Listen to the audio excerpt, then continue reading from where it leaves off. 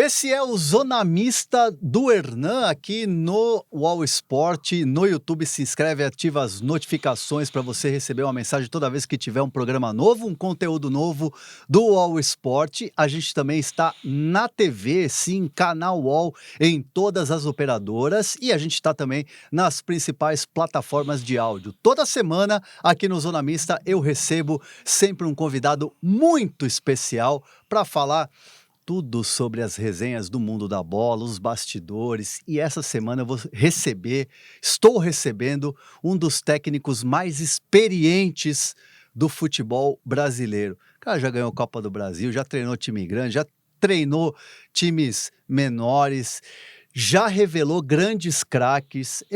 Aliás, ele jogava bola também. Diz que era um meio-campista, mas eu não sei, viu? Não sei. Eu já vi imagens. Já vi jogos. Seu Wagner Mancini, tudo André, bem? né? Tudo bem? É Que um prazer ter você estar aqui com aqui. você, cara. Um prazer, porra. Meio-campista dos bons, que é isso? Meio-campista que tratava bem a bola, né, cara? É, Fazia uns golzinhos de vez em quando, tinha lá ganha os ganhei títulos, uns títulos também. Foi uma carreira bacana como mas atleta. bom mesmo é técnico. Eu acho que eu sou melhor como treinador. Você prefere a tua carreira de treinador do que a de jogador? Não, eu prefiro o de jogador. É, Jogador tem uma emoção fora do comum, né, é. cara? Você entrar em campo com o Maracanã lotado, com o Mineirão, com o Morumbi lotado, tá doido. Isso aí não tem como você passar para as pessoas aquilo que você sente. Mas eu também gosto de ser treinador. Eu acho que eu me encontrei fruto, eu acho que muito da minha personalidade, de como eu sempre fui competitivo, de como eu sempre liderei os times em que eu estava, entendeu? Então eu acho que acabou de certa forma, depois de atleta, nessa função de treinador, acho que encaixou bem. Eu me sinto feliz por essa história toda aí de 42 anos. Você é um técnico, eu falei, um dos técnicos mais experientes aí do futebol brasileiro. Durante muito tempo a gente tratou Wagner Mancini como um técnico que aposta, Revelação. revelação, técnico da nova geração. Como é que você se classifica hoje? Eu acho que hoje eu já não sou mais revelação, não sou um técnico da nova geração. Eu acho que hoje eu faço parte daquele corpo de um técnico já experiente, que já tem mais de 20 anos de carreira e que com certeza ainda está aprendendo muita coisa, porque a gente não pode achar de maneira alguma que Claro. já sabe, porque aí a vida vem e te mostra que realmente tinha mais um capítulo a ser vivido, e dessa forma a gente vai tentando aí sobreviver nesse meio já há bastante tempo. Eu me lembro de você no Santos com um quarteto mágico, era Molina, Madson, Neymar e Ganso. Exatamente. Foi o teu primeiro grande trabalho de vitrine? Foi. Eu acho assim, o Paulista me deu uma alavancada por causa do título da Copa Da do Copa do Brasil Brasil, claro. e também por ser um time de jovens, onde nós apostamos, mas a minha chegada no Santos, aí depois eu saio do Paulista, vou para o Al Nassr Sim. de Dubai, aí volto para o Grêmio, fico pouco no Grêmio, aí assumo o Vitória e do Vitória eu vou para o Santos. E aí eu chego no Santos e encontro um time muito experiente com alguns garotos fantásticos, o caso do Ganso, do Neymar, do Alan Patrick, Alan Patrick. do André, e tinha também Madson, Molina e alguns outros atletas muito interessantes. Então a gente consegue fazer ali um quadrado muito bacana, muito legal, um quadrado ofensivo, na Sim. verdade, né? Porque todos eles eram meio atacantes, com o Kleber Pereira à frente. Então dá muito certo, a gente não vinha bem no Campeonato Paulista, de repente, com a mudança para uma equipe mais jovem, a gente consegue chegar na final com o Corinthians, aí aquele lance do gol do Fenômeno e tal. E esses dias eu até brinquei que nós tínhamos dois fenômenos em campo, né? O Neymar de um lado, o Ronaldo do outro, enfim.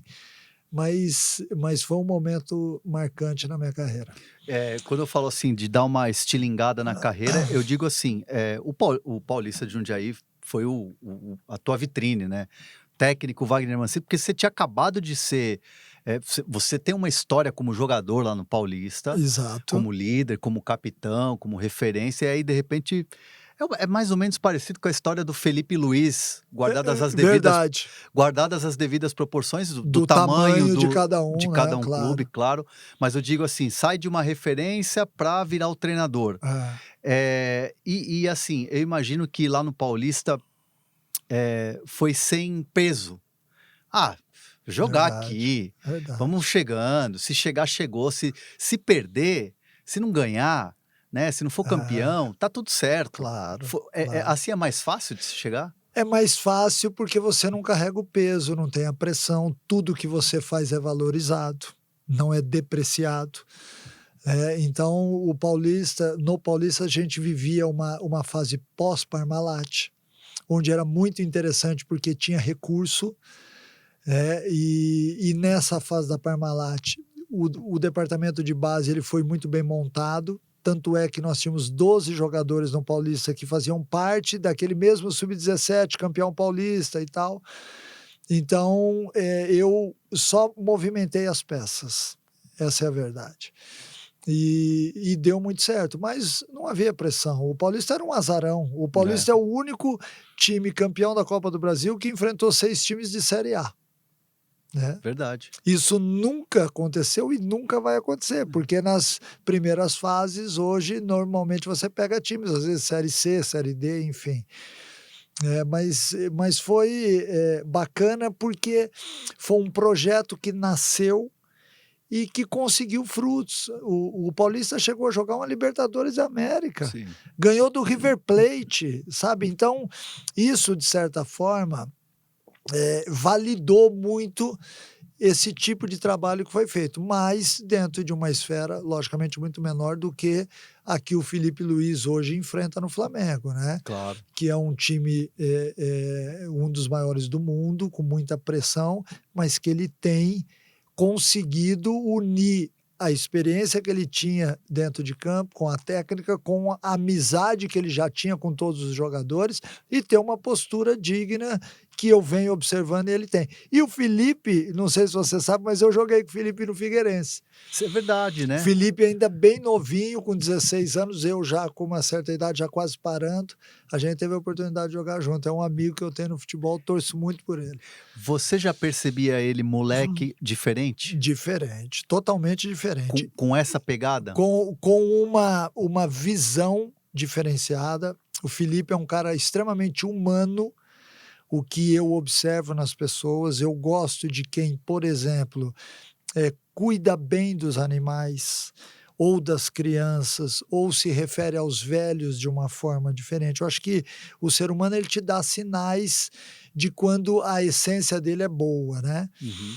E ele sempre passou isso daí. Ele sempre foi um menino diferenciado em todos os sentidos, que naquela época, com 16 anos, ele chega no profissional e vai ter oportunidade depois de um tempo ainda, mas ele já demonstrava alguma coisa diferente dos outros que também estavam ali na mesma situação que ele. E é um cara que, é óbvio que, assim, existe essa ansiedade e a gente, às vezes, tem esse imediatismo, É, muitas vezes é desse lado de cá que tem, mas é um cara que se tudo correr bem, se a carreira dele for progredindo do jeito que está, por que não, né, um futuro técnico da seleção. caramba, cara, seria fantástico, entendeu? Até porque nós precisamos renovar a todo instante.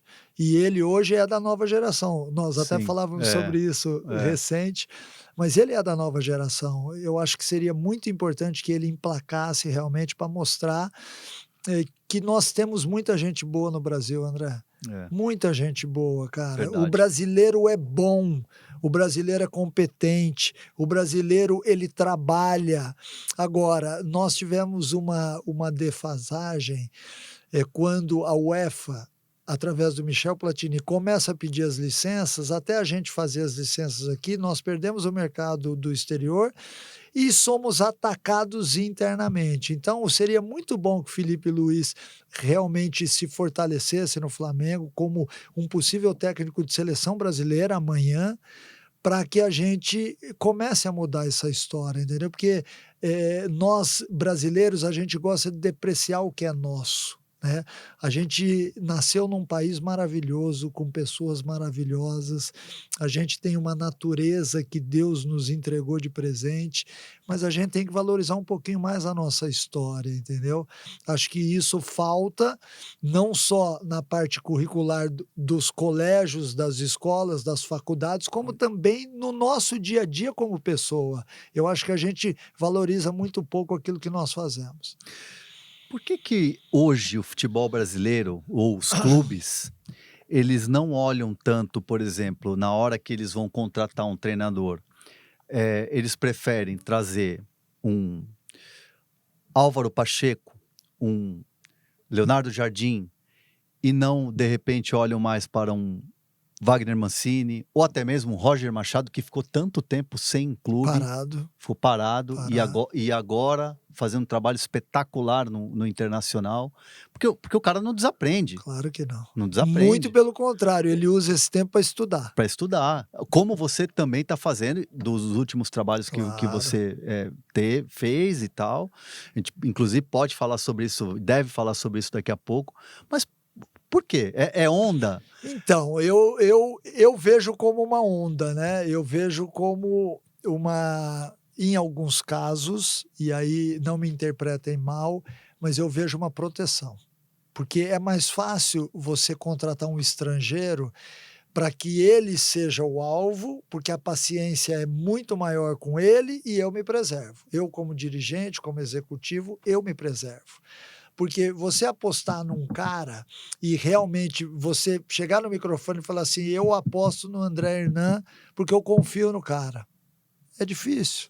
Ninguém faz isso. Bancar? Bancar o cara é muito difícil, até porque todos nós dependemos de resultado, essa é a verdade. Mas o cara pode bancar e não ter resultado, como ele pode bancar e ter resultado, porque ninguém sabe aquilo que vai acontecer. Uhum, Normalmente, você vê bons trabalhos de alguns exatamente porque ele sabe brigar contra a adversidade, muitas vezes. sim. Em outros casos, ele tem o apoio maciço, ou ele ganha um título rapidamente e aí ele cai no agrado de todo mundo. Eu acho que tem, muita coisa a ser analisada, mas eu vejo como a busca por um estrangeiro uma proteção muitas vezes. Nós temos hoje no futebol uma nova entrada de profissionais que são os analistas. Sim. Os analistas, eles hoje eles têm a capacidade não só de mapear tudo aquilo que acontece no dia a dia do clube, como o que acontece com os clubes nas competições, como o O mercado em mercado. si, tá? Então, quando você analisa os clubes e você pega, por exemplo, o percentual de um técnico na Argentina, em Portugal ou na Espanha, que são mais ou menos os treinadores que estão vindo para o Brasil, Sim, sim. você vai ter um percentual muito mais alto de meia dúzia, ou de 8 ou de 10 do que aqui no Brasil, onde o Mirassol está na Série A hoje, ele vai ganhar de times grandes. Sim. Ele vai ganhar. Então, há uma dificuldade muito grande aqui com números. E quando você vai buscar os números, você vê, por exemplo, que alguns técnicos citados aí de fora têm um percentual muito alto, porque o Porto, o Benfica e o Sporting perdem muito pouco. Real, Barcelona e tantos outros na Espanha, na Itália, na Alemanha, assim como acontece também na Argentina. Sim. Então isso acaba, de certa forma, e quando o analista entrega para o diretor, ou para o dirigente, ou para o executivo, você vai lá e olha, o argentino tem um percentual de 72%, enquanto o brasileiro tem de 44%. Mas vai disputar o Campeonato Brasileiro, vai disputar o Campeonato Paulista, vai jogar a Série B no Brasil, vai jogar a Copa do Brasil, que nós já vimos este ano mesmo, muitas equipes sendo eliminadas. Então, os números são frios. E quando você entrega para o dirigente põe no bolso a informação e contrata, amanhã ele tem o que mostrar. Porque a maior parte dos analistas hoje, eles trabalham também para os dirigentes. Sim. Então eu acho Ele é que um isso funcionário do clube, né? exatamente, eu acho que esse é um ponto que impacta na contratação, na contratação dos estrangeiros. E sem contar que também existe não só a questão da onda, né? A gente tem Modinha, a modinha, né? A gente tem também alguns treinadores que estão sendo vitoriosos. claro. Jorge Jesus, a gente tem Abel Ferreira, o Arthur Arthur Jorge, Jorge, Luiz o Castro, Luiz Castro fez um excelente trabalho. é, Tem um recorte de tem. treinadores que vieram para cá e que tem essa consciência de que eles podem, né, e podem gerar uma troca. E eu vejo isso, por exemplo, no Abel, que já várias vezes falou em entrevistas, eu já tive a oportunidade de conversar com ele, ele falou, já liguei pro Felipão, já liguei pro Diniz, gosta muito do Diniz, do trabalho do Diniz, existe essa troca, mas muitas vezes também existe aquele treinador que vem, implode trabalho e vai embora. É. Eu quero sete jogadores aqui, aí enche o time de gringo e vai embora. É preguiça de dirigente também isso? Eu acho que você pega de tudo. Você pega do preguiçoso até aquele que quer se defender no cargo. Mas assim, ó, tem muita gente boa de fora e eu costumo dizer que nós não podemos olhar para a nacionalidade do cara, porque ninguém nasceu Sim, no Brasil, na Argentina, na Espanha, em Portugal porque quis. Nós claro. nascemos por uma obra de Deus. Então, e a maior parte dos brasileiros, se não quase que na totalidade, somos imigrantes. Né, que viemos para o Brasil há tantos séculos atrás, enfim. Técnico de futebol não pode ser analisado por nacionalidade, sim por competência.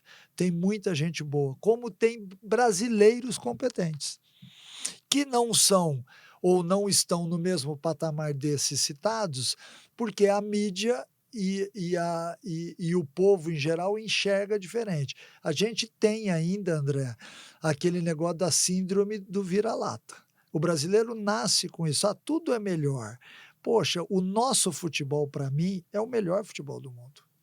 Eu estou há 42 anos no futebol, sou um ex-atleta, agora já há 21 anos como treinador, e eu te falo isso, para mim o melhor futebol do mundo continua sendo o futebol brasileiro. Mas não ganha, eu não estou falando de títulos, eu não estou falando de profissionalismo, porque aí a Europa tem mais, os Estados Unidos têm mais, eu não estou falando disso, eu estou falando do jogo, da cultura do futebol, da malandragem, do drible, Uhum, de você olhar para um lado e tocar para o outro, da magia do esporte, tá? uhum. A magia continua.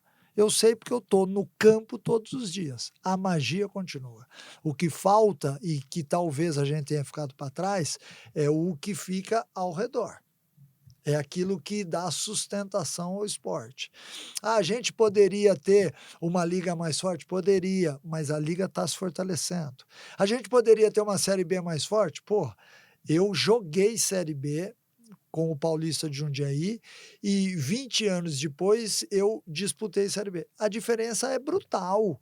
O futebol brasileiro ele está evoluindo. O que precisa é ajustar todos os pilares para que todos eles, e a gente vem ao longo desses últimos anos aí enxergando isso, que está melhorando, mas ainda precisam de mais mãos para que isso se torne realidade.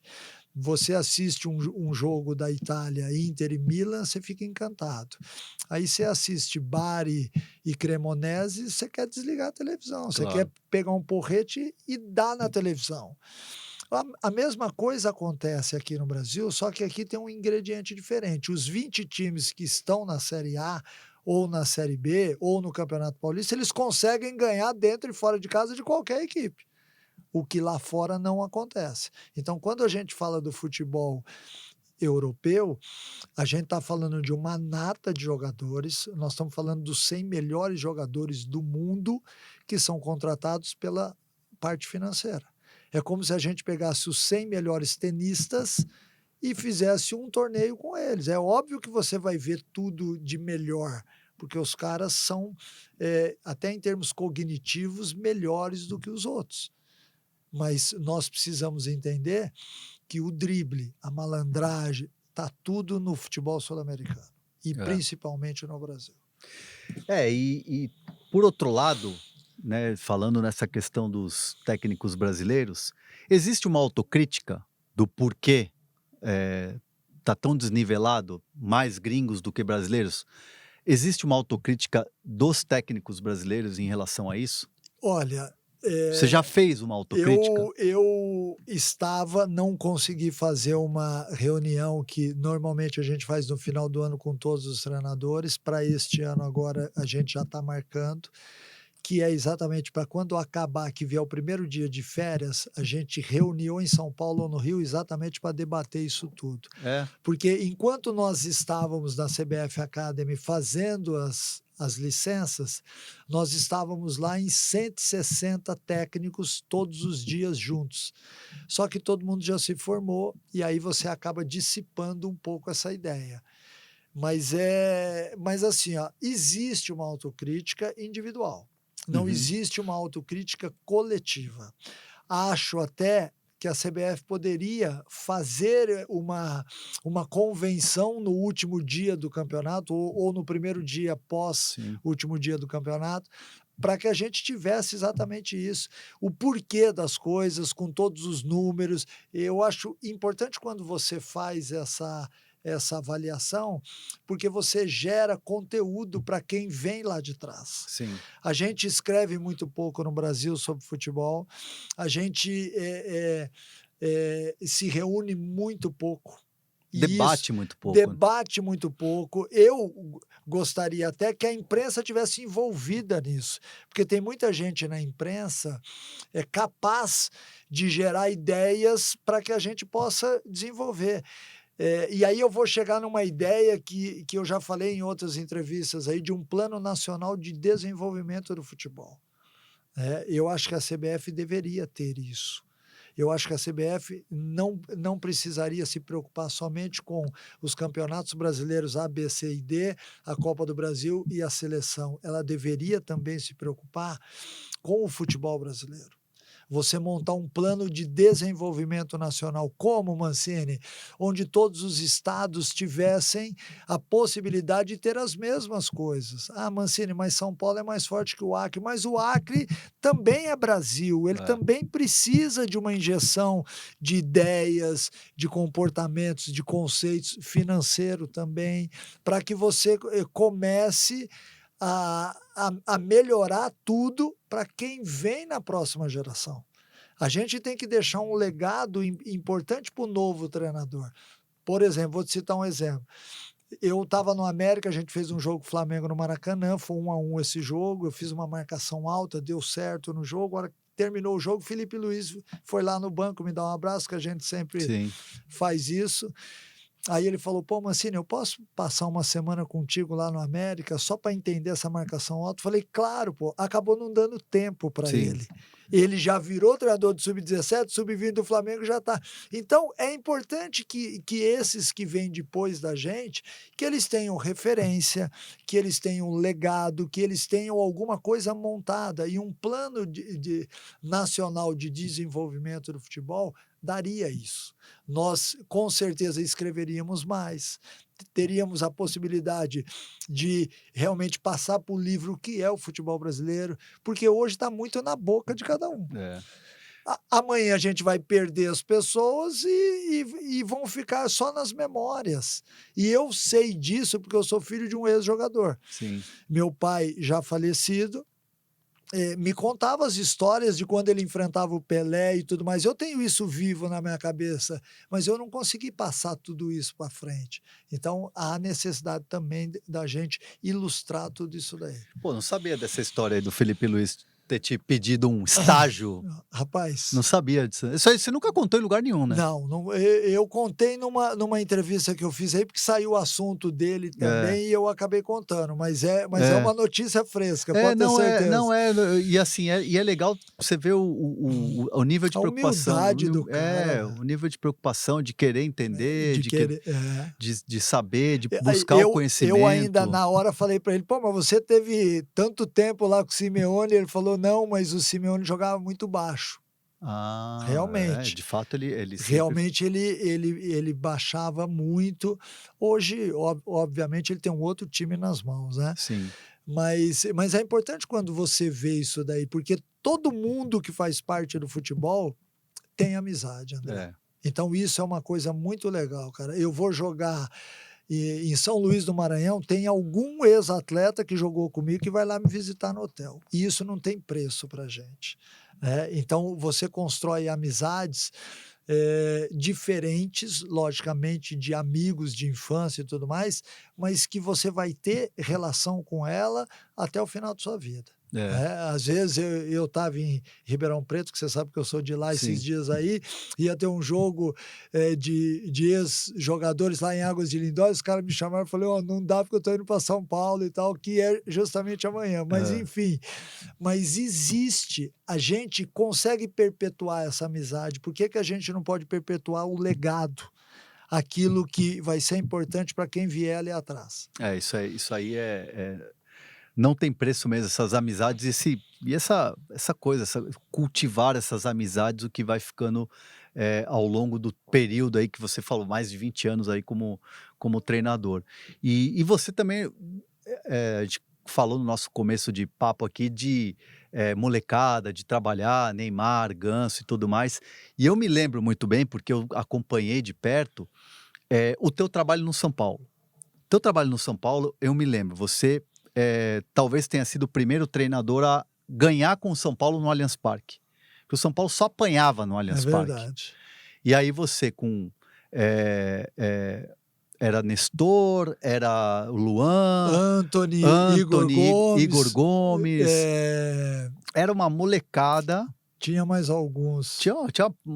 era Elinho, Elinho, era só Lisiero, Toró, Toró, era uma molecada. é uma molecada. Era assim, metade do time era de Cotia, e É, assim, os moleques estavam subindo, e você bota esse time na final do Campeonato Paulista, depois chega o o Cuca Cuca. e aí perde para o Corinthians lá em Itaquera, o gol do Wagner Love no finalzinho, né.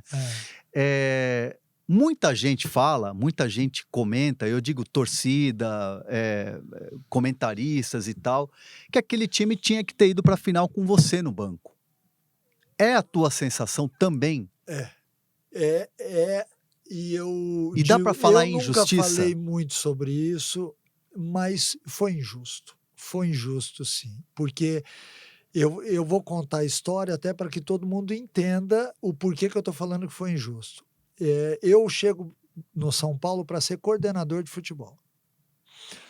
Aí eu começo a parte de coordenação, o André Jardine era o treinador, o André tem alguns resultados que não eram os esperados, e ele acaba sendo demitido. Quando ele foi demitido, teve uma reunião na casa do Raí, com toda a diretoria, e eu acompanhava a diretoria sempre. E aí, o nome da vez era o Cuca. Aí ligaram para o Cuca, botaram no vídeo, e o Cuca falou que estava com problema de coração, se eu poderia assumir até o término do Campeonato Paulista. Falei: "Cuca, eu vim para cá para ser coordenador, a não ser que a diretoria faça um pronunciamento, porque senão vai dar a impressão que eu estava esperando essa oportunidade". Aí acertou-se ali na reunião que fariam, e se não me falha a memória, o Raí falou sobre isso na entrevista, e eu assumi o time. Assumi o time não vinha bem, eu fiz algumas trocas, assim como aconteceu no Santos. Sim, Era um time muito experiente, já com uma certa dificuldade de mobilidade dos atacantes, dos jogadores, aliás. Aí eu faço as alterações, porque o São Paulo tinha ido muito bem na Taça São Paulo, e aí o time dá uma revigorada, eh elimina primeiro o Ituano, sim. aí depois São Caetano? o São Caetano, acho que São Caetano é o último jogo da fase, se não me falha a memória, ganha do São Caetano para ir para Ah, é entre verdade, os para o 8. playoff, é. É.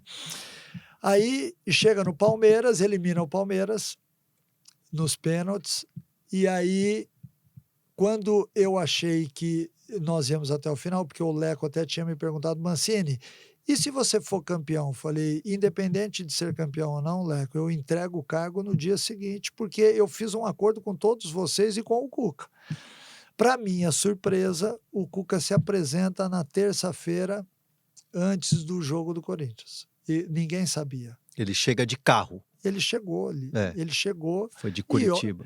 e obviamente eu não sei a mando de quem, porque eu também nunca fui atrás dessa informação. O importante é que ele estava ali. O que que eu fiz? Saí da função de treinador, entreguei para ele e me coloquei à disposição. Falei: "Cuca, se você precisar", ele opta para que eu fosse o auxiliar dele, beleza. E aí foram feitos os 2 jogos. Mas enfim, eu acho que o time, porque naquele momento, até os próprios atletas achavam que eu tinha que continuar, porque eles vinham falar: "Pô, Claro. mas assim, né", enfim. Eu não estou aqui falando nem contra A, nem contra B, nem contra C. Eu estou falando um sentimento que eu tenho. Acho que a gente teria, grandes chances de ganhar o título aquele ano, porque o time estava muito encaixado. E quando houve uma mudança, é óbvio que há uma maneira diferente que cada um tem. O Sim. Cuca tem a maneira dele, eu tenho a minha e assim por diante. Eu procurei ajudar no que eu pude nos 2 jogos, e quando terminou o Campeonato Paulista, eu voltei para a minha função de coordenador. E aí teve um segundo momento que foi a chegada do Diniz, né? Na chegada do Diniz, eh, o São Paulo perde do Goiás na quarta-feira no Morumbi. Na quinta-feira, a hora que eu chego no CT, eu sou informado que eu seria o treinador do jogo de domingo, para que eu avisasse a minha equipe e tudo mais, que só estariam esperando o Leco chegar às 5 horas da tarde para que a gente definisse. Pediram, inclusive, que eu chamasse o meu representante. Eu chamei o meu representante, fui para... E foi-me dito que que o melhor momento de São Paulo na temporada tinha sido comigo. Então, por isso é que eu seria efetivado. Quando eu volto do treinamento, tem um grupo de jogadores sentados junto com a diretoria, e aí eu sou impedido de entrar na sala, já achei estranho, e quando os atletas saem que me chamam na sala, a informação era que estavam em dúvida entre eu e o Fernando Diniz. Aí eu falei: "Sim, mas por quê?". Nós conversamos com os atletas e tal. Eu falei: "Bom, então eu estou me demitindo 2 vezes. Como coordenador, porque eu não concordo com isso, acho que quem tem que tomar decisão aqui somos nós. E como o treinador que eu não fui, né, que eu não fui efetivado, vocês podem efetivar o Diniz, porque eu estou saindo". E aí ali mesmo já definimos tudo e tal, saí dali já como, demitido ou, pedindo demissão do meu cargo. Dali você E não teve volta. não teve volta. Eu saí, já peguei minhas coisas, já fui para casa. À noite eu voltei a falar com alguns dirigentes, tal, e segui minha vida normal. Sem ressentimentos? Sem ressentimento nenhum, sem ressentimento. É assim, ó, entre o que existe de profissional no futebol e o que existe de amadorismo, tem um caminho que não é muito longo. Então eu não posso, por exemplo, achar que todas as pessoas teriam a minha atitude, porque eu sou um cara que eu morei embaixo de arquibancada de estádio, eu, viajei com um ônibus ainda sem ar-condicionado, eu fui para jogos sem estar bem alimentado, então eu vivi tudo no futebol, né. Então eu não posso querer, por exemplo, que o dirigente tome a mesma atitude que eu, e eu entendo isso. Eu tomaria tal atitude. Se ele tomou Sim. essa atitude, é porque ele deve ter as razões dele. Respeitei, saí, me dou com todos eles até hoje. Assim, ó, são poucos os lugares onde eu tive algum tipo de atrito, até porque eu sou um cara de personalidade forte, mas eu também respeito a opinião alheia. Claro. Assim, lá no São Paulo mesmo, eu me lembro a época. Você cobria, pô, Sim, você sim. estava lá quase que sempre. Estava sempre lá no São Paulo e pude acompanhar essa trajetória. E concordo, assim, nunca tinha escutado de você a questão da injustiça lá de 2019 do Campeonato Paulista.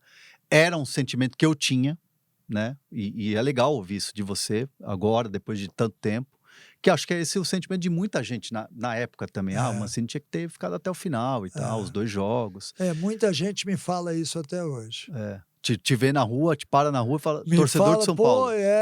muita gente, muita gente. agora chegou a hora de você montar aquela tua seleção Rapaz, só de jogadores que você treinou. Ou você revelou, você treinou, aí você escolhe. Mas eu quero de 1 a 11 olha, jogadores que você trabalhou ou que você revelou. olha, eu vou te falar uma coisa. Vamos começar pela parte da frente. Na Hã. parte da frente tem vários Não, jogadores. eu quero de 1 a Você quer de 1 a 11, de 1 a 11? 11, do goleiro ao ponta esquerda. Lá, Goleiro, Vitor. goleiro, Vitor, Vitor no Paulista, São Vitor. São Vitor. Lateral direito, Lateral direito, lateral direito eu vou ter que improvisar, eu acho. Mas dupla de zaga, vamos lá. Dupla de zaga, Hever, Hever, que foi teu auxiliar, inclusive. que é meu auxiliar atualmente. É, teu auxiliar. O Wallace E você revelou ele, foi teu jogador lá no Paulista. jogou um pouquinho comigo ainda. Pouquinho com Na época você, que eu era jogador, ele de vez em quando começando. subia, fazia alguns jogos e tal, aí depois ele foi meu atleta. A dupla de zaga eu acho que seria essa. Wallace e Hever. E Hever. Lateral esquerdo. Lateral esquerdo e lateral direito, peraí, vamos pensar. Tem um menino que eu botei para jogar no Paulista de Jundiaí com 16 anos, Eduardo. Eduardo. Eduardo jogou em alguns times, jogou na Portuguesa, jogou no Juventus e tal, jogou em alguns times, jogou no Juventude e tal. Pela idade, eu acho que este é um nome que eu deixaria, embora ele não tenha tido uma carreira brilhante, mas ele é um menino que, pô, entrar em campo com 16 anos, Não cara, é não é fácil. fácil, não. Meio campo agora, falta o lateral direito, que já eu lembro. Meio campo agora, o Christian, volante do Christian. Paulista, que naquela época do Paulista ele fez vários gols na Copa do Brasil. Acho que o meio-campo ali, Felipe Coutinho e Ganso, embora o Ganso já tivesse feito um jogo no Santos, ele tem a oportunidade comigo. O Felipe Coutinho no Vasco já tinha feito um jogo na época do Dorival, mas também tem a oportunidade de Com jogar você comigo. mesmo. À frente ali nós temos, além do Alan Patrick, né? O Que o Alan Alan Patrick. Patrick também foi um jogador que no Santos ele estava presente nessa época. À frente nós temos Antony, nós temos o André Balada, André Balada e temos o Neymar.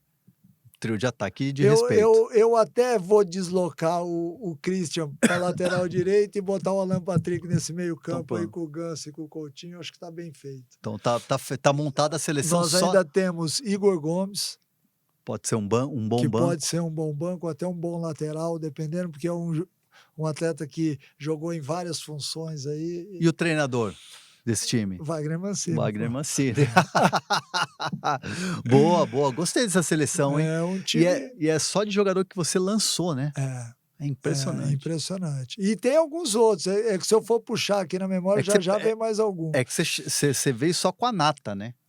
Mas aí. Só o cara que. Só cara top. Só né? cara top. Tirando o lateral esquerdo lá, que foi muito mais uma homenagem do que. Uma homenagem do que. Mas assim, ó, você sabe que futebol. Eu sou muito grato ao futebol, óbvio, o futebol é minha vida, né? Sim. E às vezes a gente tem que retribuir de alguma forma. E eu fico pensando muito nisso. Como é que eu posso retribuir, tentar passar para as outras pessoas uma coisa de emoção, de sentimento muito forte? Então, esse tipo de bate-papo aqui, e eu comentava isso antes do programa aqui, André, que eu já não gosto mais de ir em outros tipos de programa esportivo, onde você não tem a oportunidade de falar, o cara que está assistindo, Sim. diferentemente daqui onde há emoção, onde há Claro, sentimento, claro.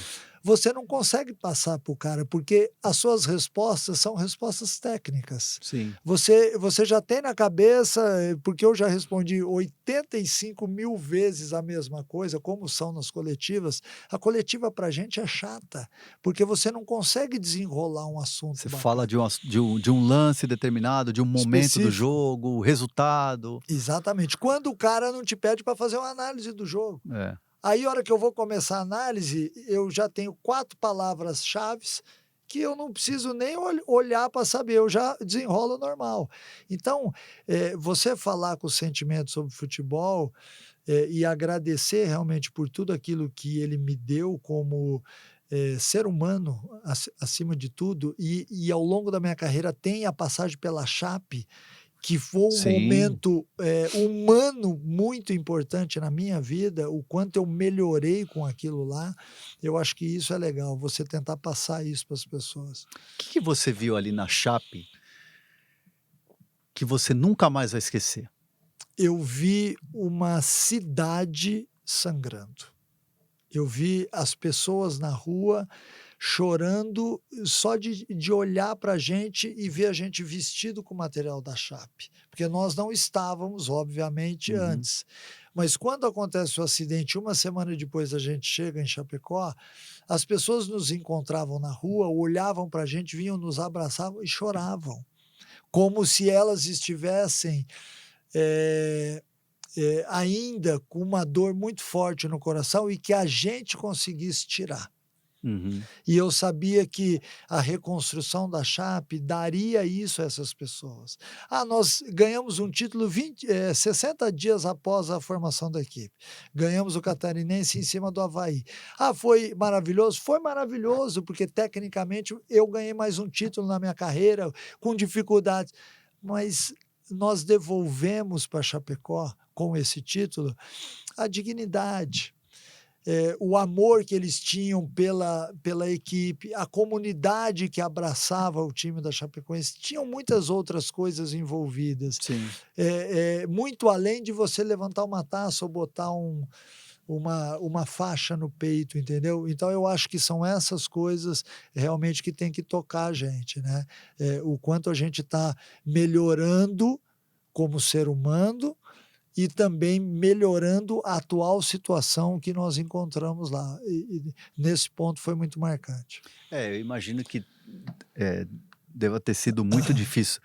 E eu imagino também, ouvindo você falar isso é emocionante, ouvir e até hoje relembrar essas histórias, mas eu fico com a curiosidade, quando pintou o convite, é uma decisão difícil? Olha, a decisão não foi difícil, mas eu vou te contar uma história que ninguém sabe.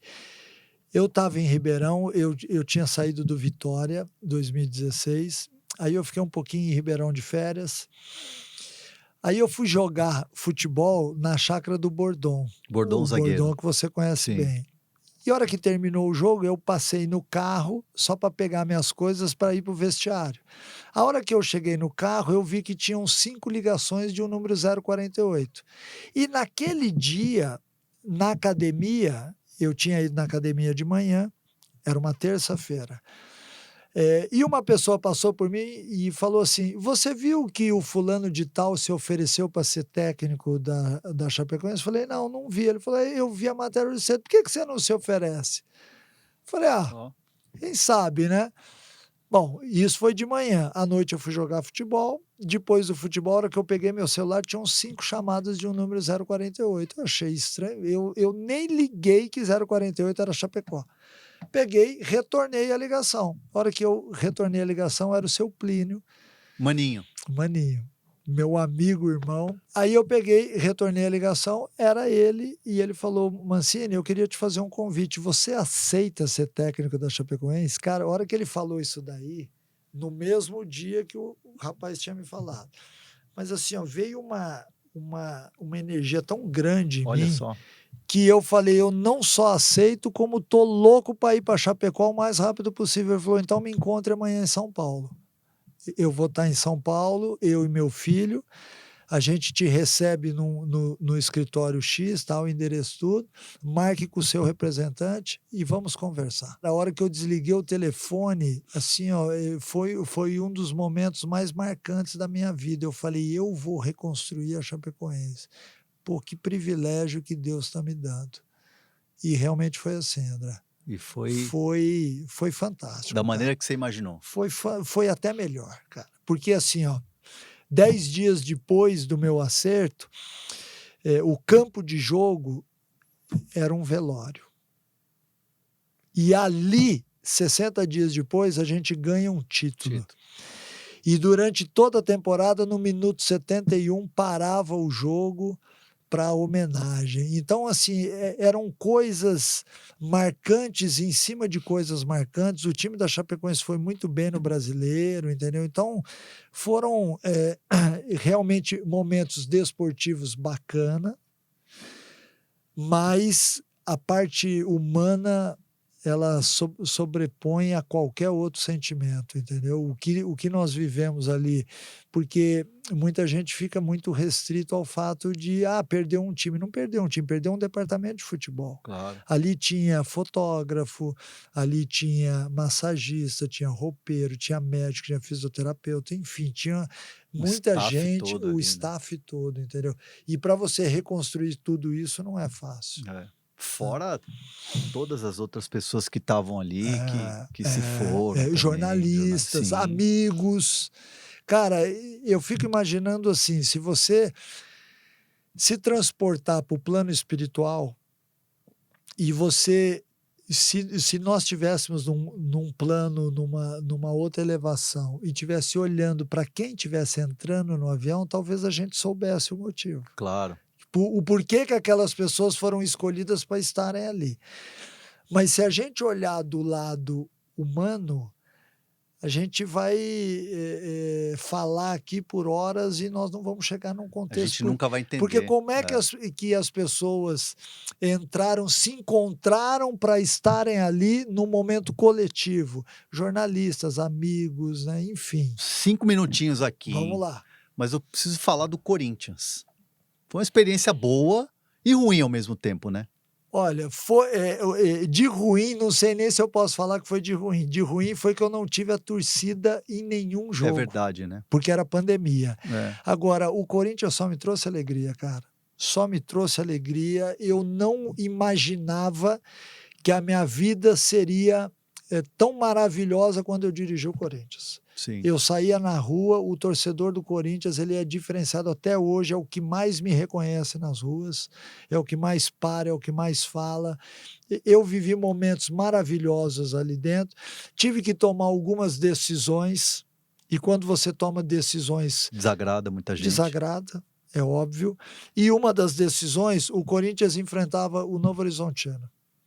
O Palmeiras dependia desse resultado. A gente ganha do Novo Horizontino, pega o Palmeiras na semifinal e acaba desclassificado. E aí vem a minha demissão. Sim. E muita gente falou para mim, pô, por que vocês não entraram com um time Alternativo. alternativo? Porque no Campeonato Paulista há um limite de inscrições. Nós temos 26 vagas. Então, mesmo com o time reserva como a gente entrou, nós ganhamos de 3 do Novo Horizontino. Porque o time vivia uma fase tão boa. Enfim. O reserva estava voando. Então, são momentos na vida onde você não tem escolha. E no futebol não existe essa coisa de tipo assim, vamos deixar aqui, entrega o jogo. Não existe. Você tá doido. Isso não existe, Você isso é tá mentira. doido. Isso é mentira. Tem muita gente que perpetua essa É. opinião aí fora. Você que já está tanto tempo no futebol e que vive o vestiário, Sim. você sabe disso daí. Isso não existe. Isso não existe, não tem como. Você entrou em campo, você quer ganhar. Tua frustração no Corinthians talvez tenha sido do Luan não ter jogado? Eu acho que essa foi uma delas, né? Porque o Luan é um talento fora do comum. E eu até já expliquei isso numa entrevista. O que eu acho que aconteceu com ele é que ele não teve dos 15 aos 20 anos, uma base bem feita, que é uma base não só técnica, de fundamentos, como também é uma base física, fisiológica, para que o atleta suporte jogar futebol depois dos 30 anos. O Luan, quando ele chegou perto dos 30 anos, ele já não tinha mais força, fisicamente ele era fraco, e ele não conseguia mais viver só do talento. Uma pena, porque comigo ele fez bons jogos, ele faz um gol até num clássico com o São Paulo, que Eu a bola lembro. bate no travessão 2 vezes e entra. E ele fez um baita de um jogo, ele teve uma sequência muito boa comigo, e eu, assim, sinto por ele, porque ele tinha muito futebol, mas infelizmente, talvez pelo histórico de vida como atleta, ele tenha ficado um pouco abaixo, né? Quando ele atingiu uma certa idade. Eu me lembro assim de especulações, né? De que pode ser que ele tenha algum quadro de depressão, algo nesse sentido, ou alguma doença, algo, né? Enfim, tinha isso ou não? Não, Não, né? eu não percebia. Achava, em termos de personalidade, o Luan um pouco melancólico, tá? Mas se você parar para pensar que todos nós temos em potencial algum tipo de depressivo. Todos nós temos. Basta você ser tocado em alguns pontos que certamente a tua reação vai ser diferente. Eu acho que talvez, no caso do Luan, ele tenha sentido muito o fato de que muita gente esperava muito dele, e ele próprio esperava muito, porque ele é um bom menino, Sim. você conviveu com ele, você sabe. Ele queria fazer, mas não conseguia. Então isso talvez Sentia demais. sentia. Há uma consequência para isso quando você tenta demais alguma coisa e não consegue, e internamente você pode digerir de várias formas. E ele talvez tenha digerido de uma forma que tenha atrapalhado. E agora eu acho que, se eu não me engano, ele já se aposentou, né? Eu acho que sim. Ele se aposentou, né? É. Ainda bem que ele ganhou um dinheirinho para poder ter uma vida aí tranquila, né, Tem ajudar a falado com família. ele? Não, já Não. faz tempo que eu não falo. Ele tá sumido, né? Ele deu uma sumida, assim. Acho que agora é relaxar Mas aonde ele estiver aí, um abraço forte, Luan. Luan é um cara do bem. É um cara A bem gente tranquilo. gosta muito dele. Moleque low profile, mas Low é profile, na isso dele, aí, mas ele é um na cara, dele. tranquilo.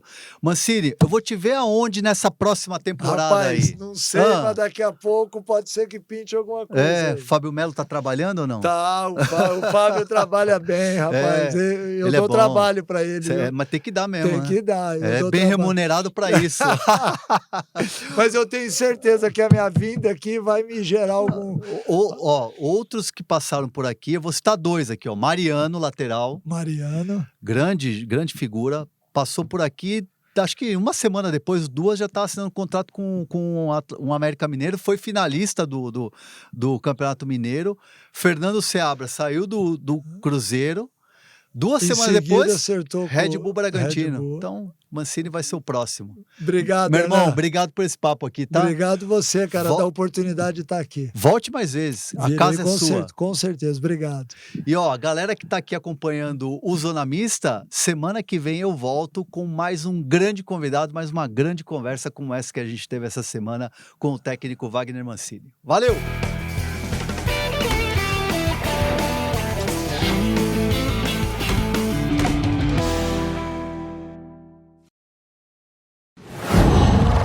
Qual?